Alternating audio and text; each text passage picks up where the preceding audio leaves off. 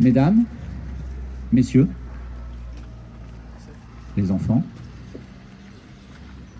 bienvenue à la cérémonie commémorative de la victoire du 11 novembre 1918. 1918. Plus de 100 ans.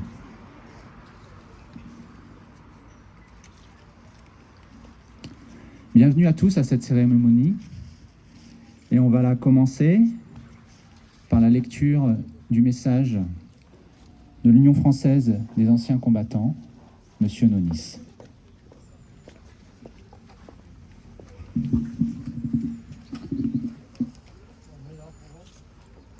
Oui, dans pour voir.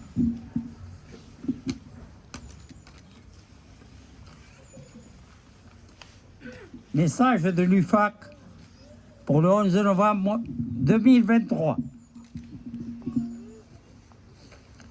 Il y a 105 ans, le 11 novembre 1918, les cloches de toutes les villes et de tous les villages de France retentissaient pour annoncer la fin d'une tragédie qui avait duré 52 mois.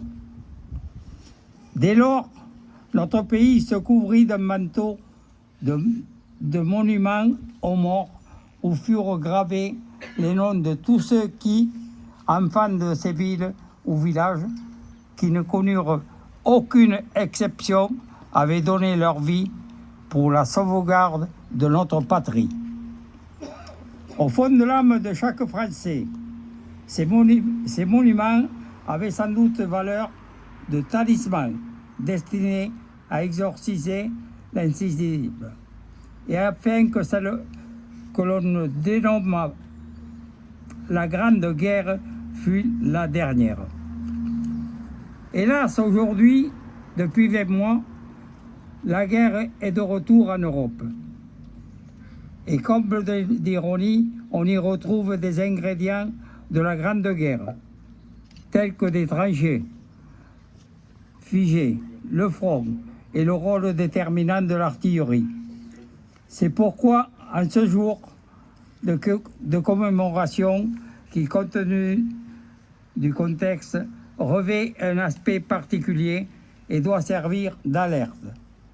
L'Union française des associations de combattants et victimes de guerre, UFAC, en même temps que celle rend hommage au courage exemplaire des poilus, de tous les morts pour la France de toutes les guerres, rappelle l'un de ses objectifs fondamentaux, s'opposer à tout règlement de conflit par la guerre, l'obtenir par la négociation, agir résolument et avec persévérance pour la paix et œuvrer dans ce sens avec les générations nouvelles.